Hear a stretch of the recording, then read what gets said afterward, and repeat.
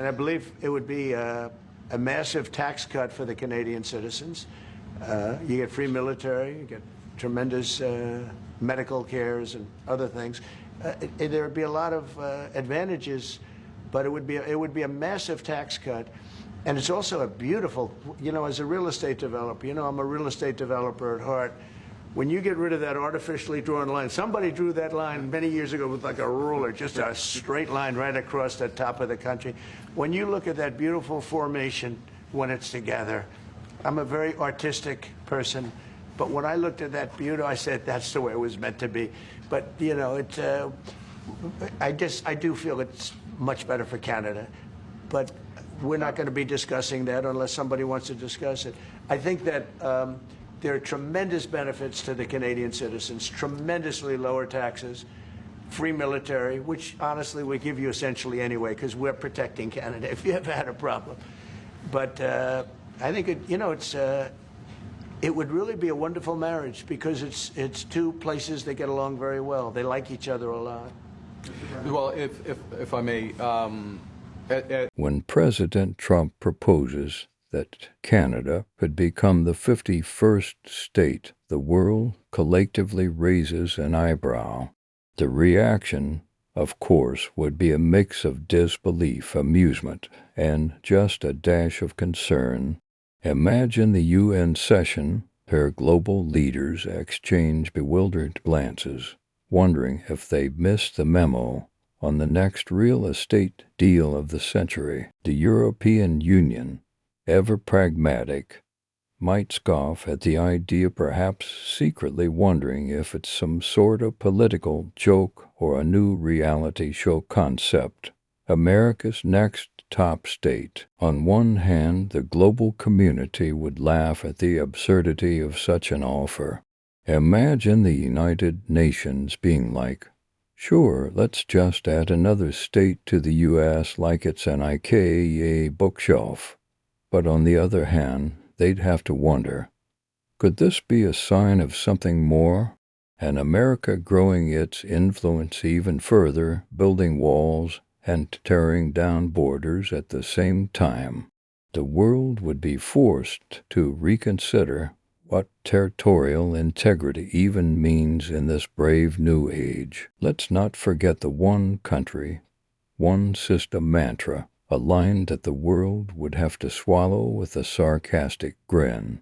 For a minute, it would probably feel like Trump was taking manifest destiny to the next level, only to realize that the world isn't keen on seeing its map redesigned with a ruler. Now, let's move on to our friend Vladimir Putin, who's sitting in the Kremlin with a vodka in hand and a smirk on his face.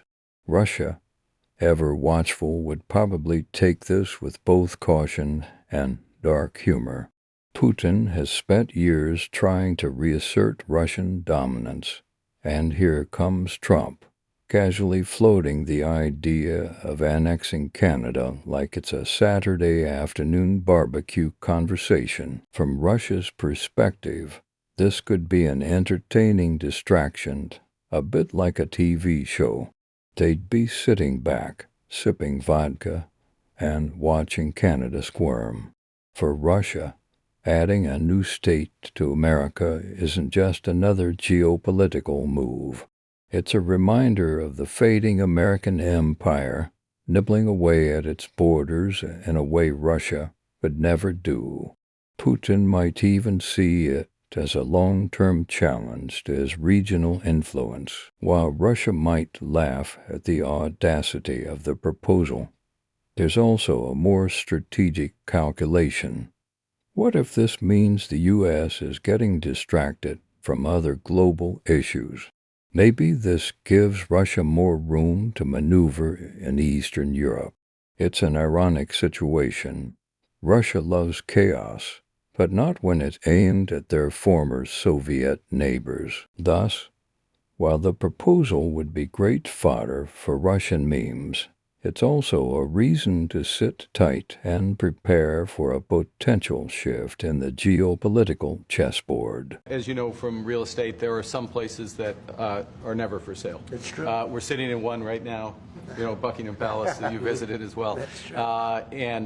Having met with the owners of Canada over the course of the campaign last several months, it's not for sale, won't be for sale ever. But the opportunity is in the partnership and what we can build together. And we have done that in the past. And part of that, as the President just said, is with respect to our own security. And my government is committed for a step change in our investment in Canadian security and our partnership. And I'll say this as well, that the President has revitalized international security, revitalized NATO, and us playing our full weight in NATO, and that will be part of it. And I must say, Canada is stepping up the military participation because Mark knew, they were low, and now they're stepping it up, and that's a very important thing. But never say never. Never say never.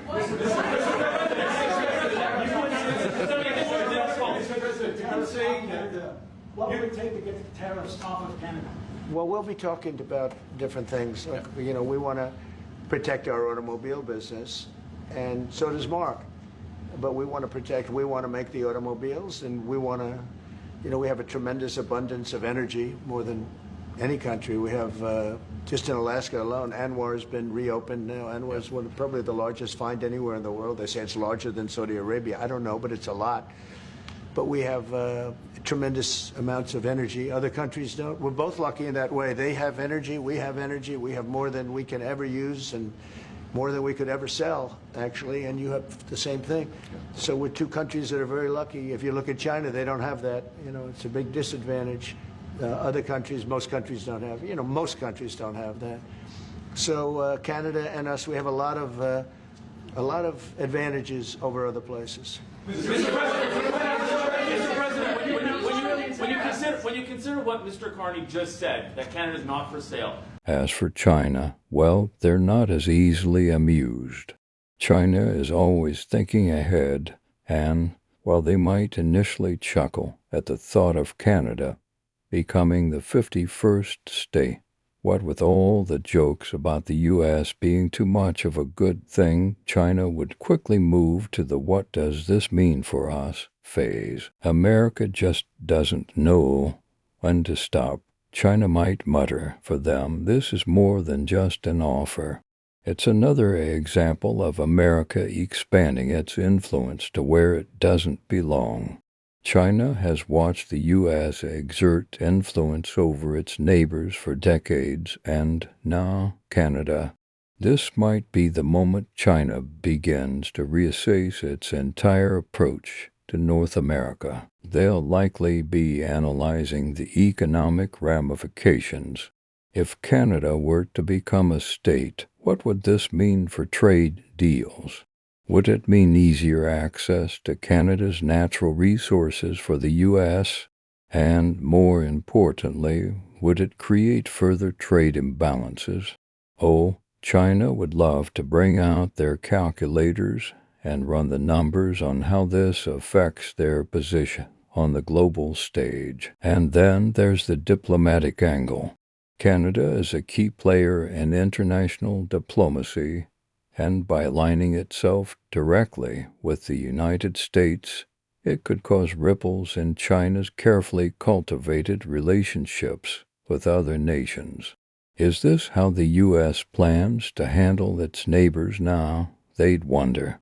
Of course, the idea of peaceful reunification and economic expansion might also cross their minds. So China might not outright reject the idea, but they'd definitely be taking notes on the implications for their own geopolitical strategy.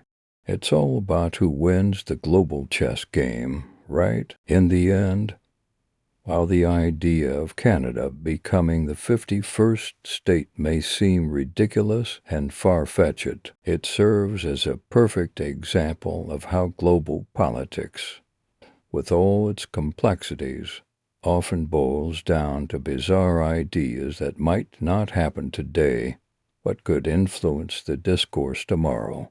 The world would laugh Russia would mock, and China would quietly plan their next moves. But as with most things Trump says, it's not the literal intention that matters, it's the spectacle of the suggestion itself and the ripple effects it causes.